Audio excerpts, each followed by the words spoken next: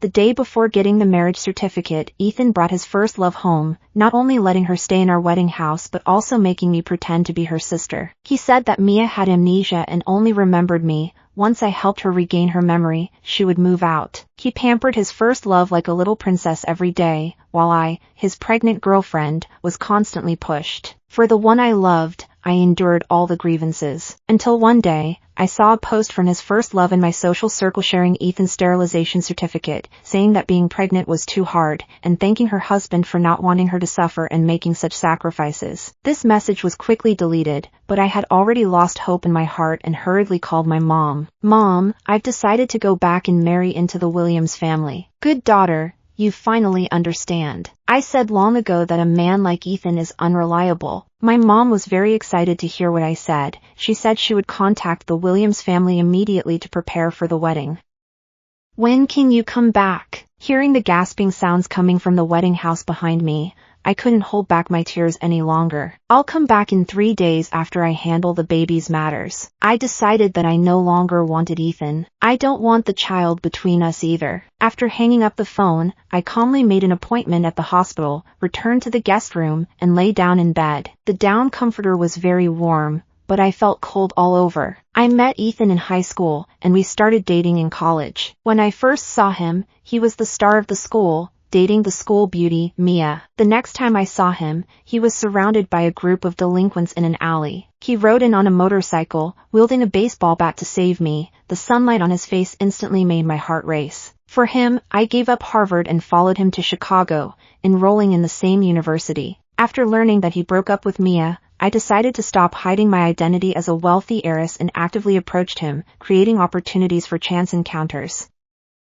I carefully prepared him homemade bento and even gifted him his favorite sneakers, gradually winning him over. From acquaintance to romance, he has always taken the lead in our relationship. In order to be with him, I, a lady who usually doesn't worry about household chores, learned how to do laundry and cook, even quarreling with my family and stealing the household registration just to marry him. What can be exchanged is Ethan's merciless hurt. Not long after, there was a sudden knock at the door of the room. The moment the light turned on, Ethan's handsome face immediately came into my view. His smile was warm, but his words left me feeling a bit disappointed. "Sophia, could you help me cook a bowl of dumplings? Mia is hungry." I didn't stand up. "I'm feeling a bit unwell and want to rest, so let her do it herself." Ethan immediately frowned and said, "You're only 2 months pregnant, not 10 months. I know you don't like Mia, but she's also a patient. Can't you be a bit more tolerant?" "Be more tolerant? Am I not tolerant enough?" His first love lost her memory but only remembers that she still loves him. Upon learning this, Ethan took her home without hesitation, without even asking if I agreed. To help her regain her memory, they revisited various scenes from their passionate romance, from surprise confessions to candlelight dinners. She is the most special person to Ethan. He always tries to prevent her from doing this or that, which ends up making me do it. Whenever I'm a bit unhappy, Ethan always wants me to understand that Mia is a patient, but he doesn't consider that I'm pregnant at all. Later on, he simply took it for granted to boss me around. Just like now, his tone is a bit impatient, asking me to help him cook a bowl of wontons, as if I'm begging you. I feel a bit sad inside. Would Ethan really come to ask me? Unfortunately, it's for another woman. I got out of bed and said, "Fine, I'll cook for you. Once I finish this bowl of wontons, he and I can go our separate ways." Just as I was walking towards the kitchen, Ethan reminded me from behind not to add shrimp skin to the wontons. Mia is allergic to shrimp. I felt a sharp pain in my heart, as if something sharp had scratched me, making me uncomfortable. I spent quite some time preparing this bowl of wontons. By the time it was just out of the pot and on the table, Ethan and another friend were already getting impatient. "Hey sis, thank you for your hard work, making you cook at such a late hour." Mia, who was originally sitting in Ethan's lap, eagerly took the bowl and said, "Once Ethan and I are married, my sister-in-law will definitely take good care of you, my dear sister." Sister-in-law? I couldn't help but smile slightly. Ever since Mia came into this family, she has always considered herself the sister-in-law, feeling like the mistress of the house. However, she couldn't do the things a mistress should do. Mia happily lifted her spoon, took a bite, and couldn't help but spit it out. "Ugh, this taste is too fishy." She turned her head, looking at Ethan in agony. "Ethan, Don't you know I can't eat shrimp? How could there be shrimp skin in it? The wontons weren't made by Ethan, so he shouldn't be blamed. So, he immediately took his anger out on me. Didn't I tell you? Don't put shrimp skin in it. Are you trying to make things difficult for me? I looked at him in surprise. I really didn't put any in. Did you put it in or not? Mia, can't you tell? He suddenly knocked the bowl in front of him to the ground, stood up, took Mia's hand, and said, "Forget it, let's go eat out. This is really upsetting." The hot soup splashed on me, but I felt no pain, because my heart truly hurts. Mia did lie, there wasn't even a tiny shrimp shell in my wontons. Even though I've decided to give up on Ethan, during the one time he asked me, I just wanted to give this relationship a perfect ending. Faced with Mia's accusations, he believed her without even tasting it. My 7 years of companionship felt like a joke. Looking at the mess, I feel that life is the same. The things I worked hard to maintain ended up in chaos because of outside interference. I stood in place for a long time before slowly coming to realize. After cleaning the floor, I just walked into the house and received a notification of a bank card charge. Dear customer, your credit card ending in 9621 was charged 5,200 yuan on June 17th. I was puzzled by this charge when I saw Mia post a new update on her social media. With you by my side, all the unpleasantness vanished. The scene showed a high-end restaurant with French steak and red wine, and a romantic dinner illuminated by candlelight, with two people holding hands. Seeing this scene, I found it particularly ironic. My mom doesn't think much of Ethan, except that he has high aspirations. This guy doesn't want to work for anyone after graduation. He keeps thinking about starting a business to make big money, but all the projects he's done have failed. However, I actually really like his ideals and support him quietly from behind. When he first started his business, he spent all the family's savings, and as a result, he failed. I didn't want him to stay depressed, so I found my second uncle and quietly supported him with investments. Not long ago, he failed another project, and I was worried he wouldn't have any money, so I gave him my credit card supplementary card. At that time, he said he accepted the card, but as a man, he would never spend my money. Unexpectedly, the first time he used that supplementary card was for Mia. A romantic candlelight dinner like this, I've only dreamed of. Not long after, I heard the sound of the door opening. Then, my room door was opened again. Ethan smiled, waving something in front of me. Sophia, look, I brought you your favorite hot and sour noodles. I heard that your morning sickness has been making you uncomfortable lately. Eating something sour can help you feel a bit better. He smiled, showing no sense of apology, as if nothing had happened. He placed the hot and sour noodles on the table, gently hugged me from behind, rested his chin on my shoulder, and said, Sophia, I know you're unhappy, but Mia needs care. She's sick right now, and I can't just ignore her. If that's the case, you might think I'm being too heartless. You have always understood my feelings, so you can understand my thoughts, right? Ethan's gaze was gentle, and his tone seemed quite infectious. If it were in the past, I might have argued with him. But now, I don't want to say anything more. I picked up my chopsticks and grabbed some hot and sour noodles, noticing the cilantro floating on top, which made me a bit uncomfortable. Seeing me like this, Ethan's eyes showed a happy expression. He thought I would let this go as usual and said, Don't worry, once Mia's illness is over, I'll take her away, and I will make it up to you then. Ethan, where are you? I felt a bit uncomfortable, and suddenly heard Mia calling from outside the door. Sophia, Mia is calling me. Tomorrow, you must be careful and not make her angry again. Ethan finished speaking and hurriedly ran out. Looking at the hot and sour noodles in front of me, I couldn't help but cry. I actually don't particularly like hot and sour noodles. Most of the money I've earned over the years has gone to Ethan, and he has never contributed a penny to the household. The rent, utilities, and various living expenses, even the clothes and things he uses, are all my burden. Besides working, I sometimes take on a few side jobs. Thinking carefully, I've been giving for these 7 years. Ethan only remembers that Mia doesn't like this or that, but forgets about my interests and preferences after being with him for 7 years. I don't like cilantro, yet this bowl of hot and sour noodles is full of it. That night, I had a fever. By the time the sun was high in the sky, my colleague and good friend noticed I hadn't gone to work and kept calling me, and I finally woke up half dreaming. This unreliable guy Ethan didn't even know you had a high fever and got hurt. He wouldn't have gone to be with his first love again, would he? If I were you, I would have broken up with him long ago. My best friend quickly arrived to accompany me to the hospital. Wait until my leg burn is bandaged. She finally couldn't hold back her anger during the foredrip. I could only smile bitterly without explaining.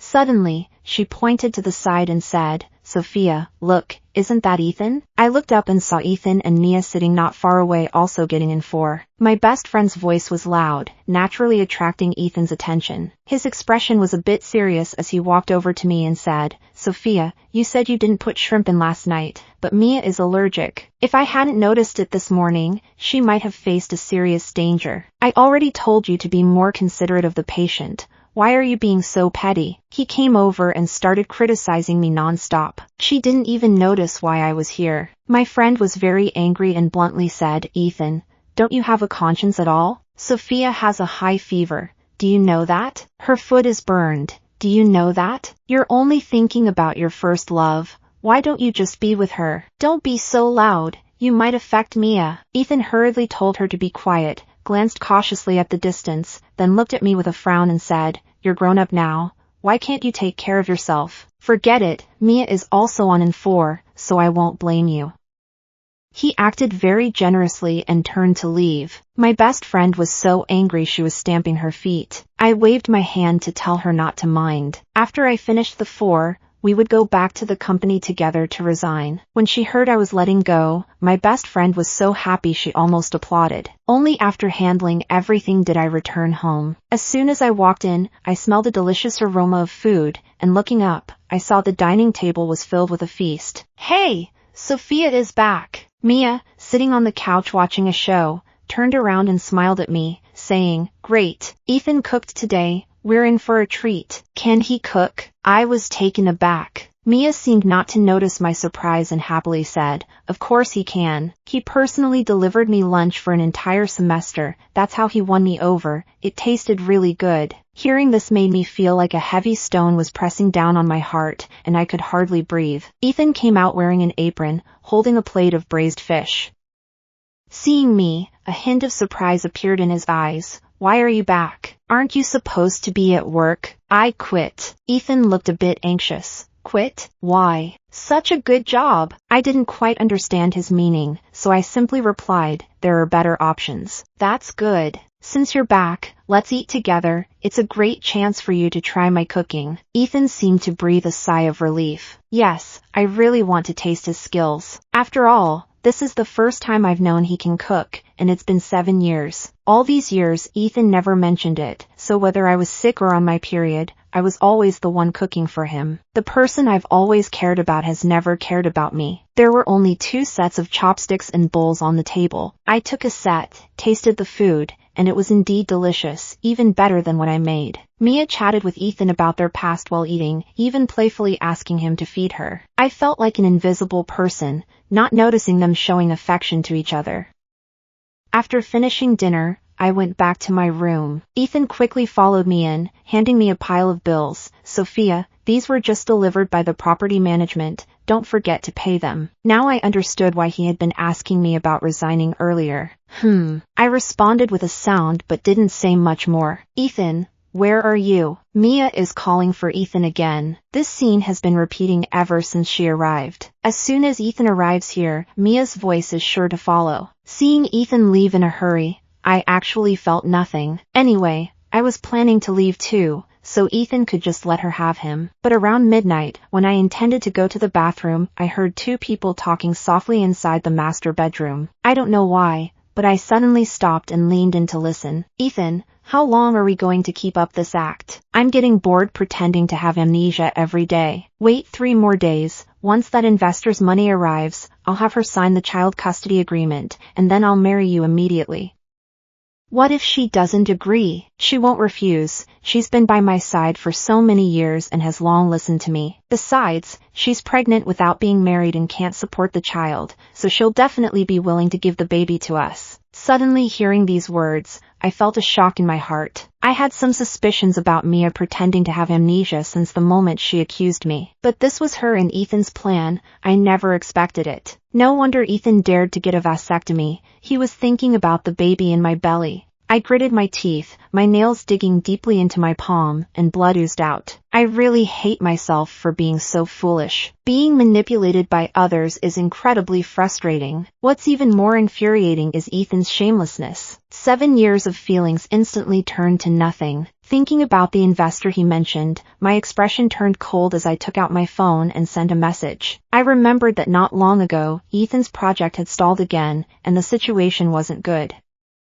Uncle 2 has said many times that Ethan is not really suited for entrepreneurship. I saw that he looked very dejected, and feeling a bit upset, I went to find Uncle 2 and asked him to help Ethan one more time. Looking back now, Ethan actually doesn't need my help anymore. The next morning, Ethan took Mia to the Global Center to ride a hot air balloon, reliving their sweet moments from before. I first went to the bank to cancel the supplementary card, then I went to the hospital. Yesterday I was delayed because of the 4 drip, so I rescheduled the appointment to today. Fortunately, the fetus is only 2 months along, so it hasn't fully developed, and I was able to undergo the surgery smoothly. I had the doctor help me pack everything up to take home and place on the wedding bed. In the end, I took one last look at my carefully decorated wedding room, wiped away my tears, deleted all his contact information, and left for the airport without looking back. Ethan, I will never see you again. I had barely left when Ethan started to panic.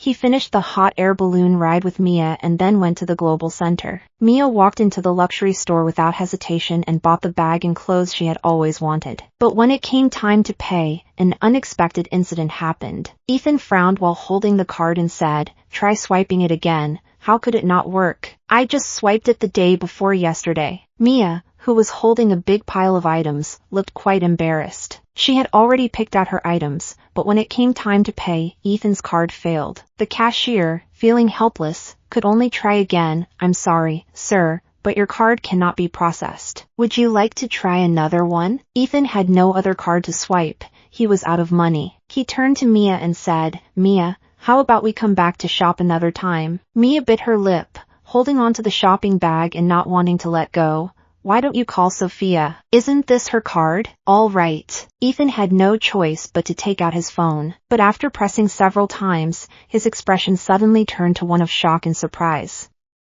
"Ethan, what happened?" Mia also sensed that something was off with him. Ethan hesitated. "I think she might have blocked me." "What? She blocked you?" Mia was stunned and asked, "Didn't you say she was your follower? Can you just have her come and go as you please? How could she bear to block you?" "Wait a minute." Ethan hesitantly tried to make a voice call, but this time, whether it was a voice call, video call, or message, all he saw was a red exclamation mark. Mia was not only surprised, Ethan also felt a buzzing in his head. He didn't expect that I would ruthlessly block him. The clerk nearby also heard, showing a hint of a mocking expression. "Excuse me, if you two are not planning to buy anything, you will need to return the items. Also, please do not block the way here, as it affects other customers." Mia immediately turned red, dropped what she was holding, covered her face, and ran out. Realizing what happened, Ethan hurriedly grabbed his secondary card and chased after her, not caring about his image. When she reached a place where no one was around, Mia finally stopped. "This is just awful. Ethan, I've never encountered someone like this in my life. You have to give me an explanation." She turned around, tears in her eyes, glaring angrily at Ethan who was chasing after her. At that moment, Ethan was also filled with anger. How could she do this? How could she act like this? She actually blocked me for a whole 7 years. Yeah, it's all that troublesome girl Sophia's fault. Ethan, why don't you take better care of the people around you? Mia understands now, her face filled with resentment. Ethan took a deep breath and comforted her, saying, "Mia, don't worry, I will definitely give you an explanation for this. Let's go back right now." The two of them, filled with anger, quickly hurried back home. "Sophia, where are you? Come out!" Ethan shouted loudly as he pushed open my bedroom door, but he froze again, because the room was completely empty. Ethan felt a bit anxious. Where is she? Where is she? Ah! A sharp scream suddenly came from the master bedroom. Ethan hurriedly ran over. "Mia, are you okay?" Only when he entered the master bedroom did Ethan see Mia sitting on the floor, terrified, with a bloody package in front of her. Ethan was stunned, his body covered in goosebumps. What is happening? She's just too ruthless. Ethan, Sophia is really too ruthless. Mia slowly came to her senses, her face pale with fright. Ethan took a deep breath and asked in confusion, Mia, what are you talking about? Sophia, she aborted the baby. Mia's words struck Ethan like a bolt from the blue. He suddenly grabbed Mia's shoulders. What did you say? The child Sophia was carrying, how could this be possible? Is it impossible? Take a good look. Isn't this just a smaller version of you? Mia pointed at the blood-stained bundle, her tone mocking. Ethan was completely dumbfounded. This was something he never expected. For Mia, he had already undergone a sterilization procedure, and now the child was gone. Seeing him a bit dazed, Mia suddenly furrowed her brows. Ethan, you're not actually falling for her, are you? You said that even if I don't give you children, you'll always have me in your heart, right? Faced with Mia's questioning, Ethan took a deep breath and said, Mia, that's not it at all. I was just scared by this thing. He pointed to the package on the ground, gritting his teeth as he explained. He felt a bit empty inside. Mia was right. Sophia was truly heartless. Mia coldly snorted. Humph, that's for the best. I didn't expect her to be so resolute. Hearing him say that, Ethan was taken aback. Mia, could it be that she heard what we talked about last night? Yeah, Mia was momentarily stunned but quickly reacted. So what if she heard? We were going to say it sooner or later. It's just a pity about this free source of funding. But didn't you say the investors' money would arrive in 3 days? That's the most important part. Exactly. Just hold on for 3 more days. Once the money arrives, our lives will improve. If you really want a child by then, we can consider IVF. Ethan suddenly felt energized and confident. The next 3 days felt like an entire year to him. After I left, it was just him and Mia at home. Although Mia is not a rich lady, her behavior is like one, and Ethan has become her caretaker.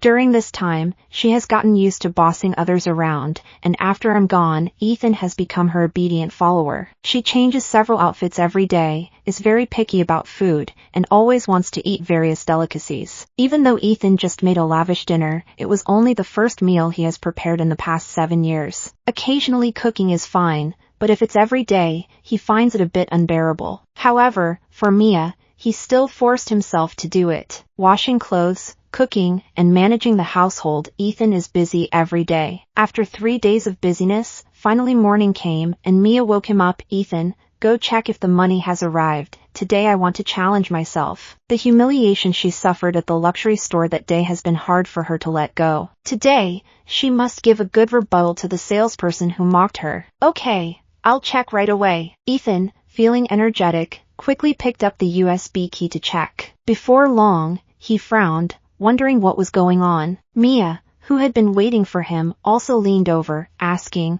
why hasn't it arrived yet? This doesn't seem right.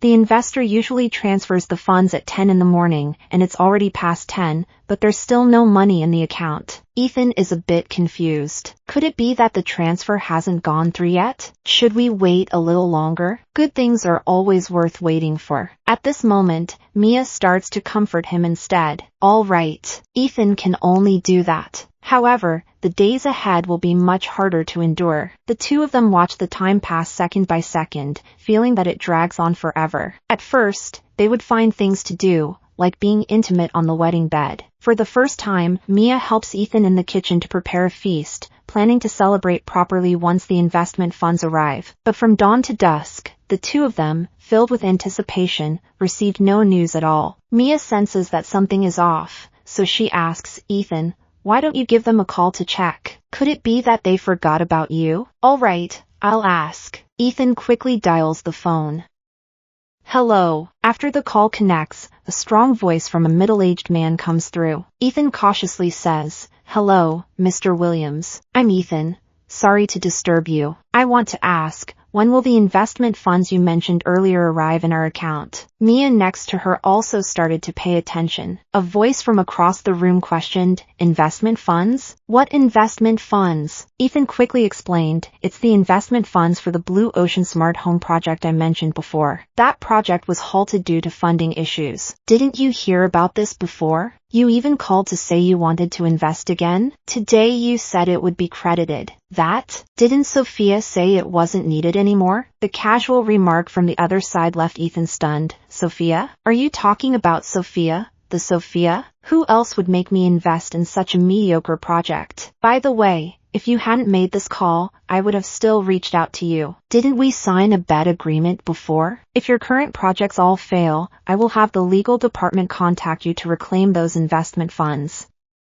After saying that, the other party immediately hung up the phone. Ethan felt as if his mind was struck by lightning, buzzing. Ethan, what happened? Why did that investor suddenly mention Sophia on the phone just now? She's just an ordinary person, not a wealthy heiress at all. How could she know this investor? Mia looks very flustered. Seeing Ethan frozen there without a reaction, she hurriedly shook him, saying, "Say something. What should we do now? Without the investment, how am I supposed to buy my bags and clothes? How am I supposed to face people when I go back? Can you please stop talking?" Ethan got annoyed by Mia's nagging and suddenly shook her hand off forcefully. Mia fell to the ground and screamed in pain. "Ah, Ethan, how could you hit me? How dare you do this? Didn't you tell me before that you would cherish me and pamper me? You made me break up with my boyfriend, and now that I'm single, you're ignoring me, right? I shouldn't have believed your words. No wonder everyone says your projects are bad.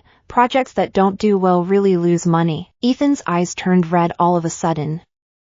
He suddenly bent down and grabbed her neck, saying, "What did you say? Can you say that again? If you hadn't called me and told me you felt wronged, would I have gone out of my way to find you? If I hadn't gone to find you, how would Sophia have gotten hurt? If I hadn't made her sad, would she have chosen to leave me? Not only did I lose our child, but I also pulled out my investment. Now the situation has gotten worse. I have nothing, no person, no money, and I still have to face the other party's compensation demands." Ethan is filled with rage and can no longer tolerate it. He is neither foolish nor stupid. When this investor first approached him, he thought he was lucky, believing he was the chosen one who would have a benefactor to help him. He never thought that someone as ordinary as himself would attract an investor willing to invest in him. Back then, he jokingly asked Sophia if her last name was Williams, wondering if she was secretly a rich girl. But after Sophia spent the past 7 years cooking, doing laundry, and managing the household with him, facing life's hardships together, he realized that joke was just a joke.